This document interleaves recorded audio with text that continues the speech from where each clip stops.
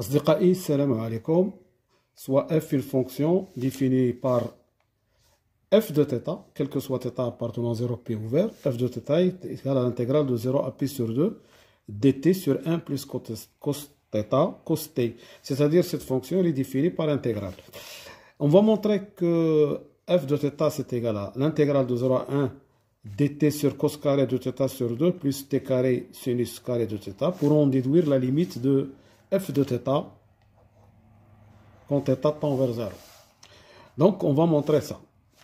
Alors, qu'est-ce qu'on va faire? On pose le changement de variable u égale la tangente de t sur 2.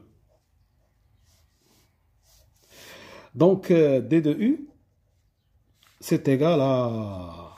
Alors, la dérivée de t sur 2, c'est 1 demi, fois la dérivée de tangente, c'est 1 plus tangente carrée, appliqué à t sur 2 dt. Ce qui nous donne d de u égale à 1 demi de 1 plus u au carré, d'accord, tangente c'est t sur 2, dt. Et on en déduit à quoi est égal dt, c'est égal à d de u, donc c'est 2 fois d de u, sur 1 plus u au carré, voilà, ça c'est d de t. Alors, qu'est-ce qu'il nous reste? Il nous reste à donner les valeurs de u. Si t égale 0, alors u égale à 0. Si t égale pi sur 2, u, c'est tangente pi sur 4, qui est égale à 1. Donc, l'intégrale f de θ,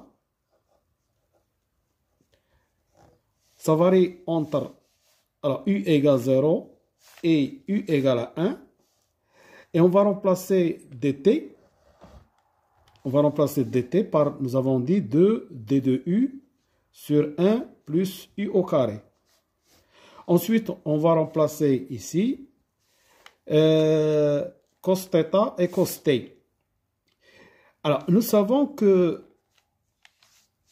Alors, ici, je rappelle que cosinus t, c'est 1 moins tangente carrée de t sur 2 sur 1 plus tangente carrée de t sur 2.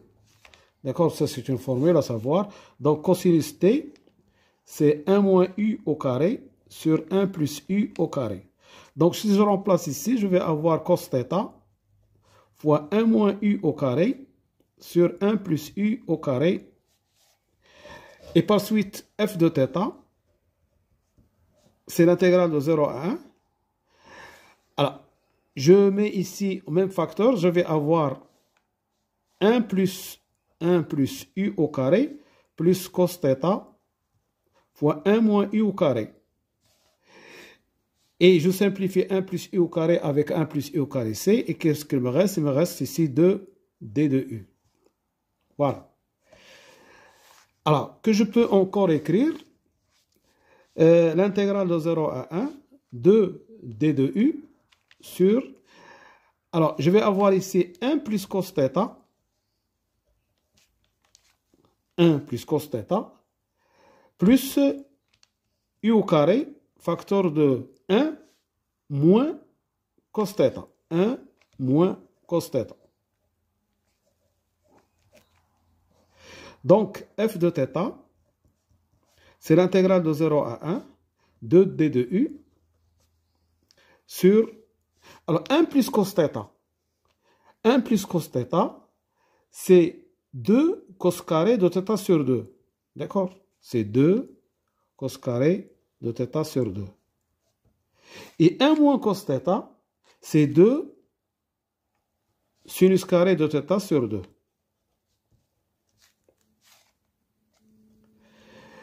Donc, f de θ, ça va être l'intégrale de 0 à 1. Je peux simplifier par 2. Et il me reste d de u sur cos carré de θ sur 2 plus u au carré sinus carré de θ sur 2. Voilà, donc j'ai répondu à la première question, montrer que f de θ est égal à cette intégrale 0 à 1 dt sur... Voilà. Ensuite, il faut calculer la limite de f de θ quand θ tend vers 0. Alors, vous voyez ici, alors nous avons trouvé f de θ égale l'intégrale de 0 à 1 d de u sur cos carré de θ sur 2 plus u carré sinus carré de θ sur 2. Alors, ce que je vais faire, je vais mettre un cos carré de θ sur 2 en facteur ici, en bas. Donc, c'est 1 sur cos carré de θ sur 2, l'intégrale de 0 à 1 d de u sur 1 plus u au carré, tangente carré de θ sur 2. Alors, remarquez que ça va être une primitive d'une fonction déjà connue, c'est 1 plus t carré. Alors, qu'est-ce qu'on va faire? On va poser t égale u tangente θ sur 2. Donc, dt, c'est du tangente θ sur 2. Et alors, f de θ, et pour u égale 0, t est égal à 0. C'est égal à, pour u égale 1, c'est tangente θ sur 2. Voilà. Donc, c'est tangente θ sur 2.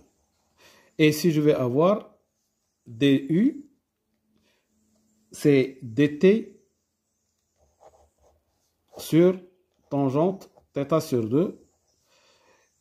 Et 1 plus t au carré. Donc, si je fais sortir tangente θ sur 2 avec cos carré de θ sur 2, ça se simplifie, ça me donne 1 sur sinus θ sur 2, cosinus θ sur 2. L'intégrale de 0 à tangente θ sur 2, 1 sur 1 plus t carré dt. Ça, une primitive de ça, c'est arctangente. Donc, c'est 1 sur sinus θ sur 2, cosinus θ sur 2, arctangente t, entre 0 et tangente θ sur 2. Ce qui donne arctangente θ sur 2. Donc, on va avoir ici θ sur 2, moins 0. Et ici, 1 sur sinus. Alors, ça, je vais le transformer en... Je vais multiplier ici par 2. Donc, c'est 2 sinus θ sur 2, cosinus θ sur 2. Ce qui donne, en bas, c'est sinus θ. 2 sinus θ sur 2, cos θ plus 2, c'est sinus θ. Et ici, que multiplie θ sur 2. Donc, c'est θ sur sinus θ. Et alors, la limite de f de θ quand θ tend vers 0, c'est la limite de θ sur sinus de θ quand θ tend vers 0, c'est égal à 1. Voilà. Je vous remercie de votre attention et à bientôt pour un autre exercice, Inch'Allah. Slama.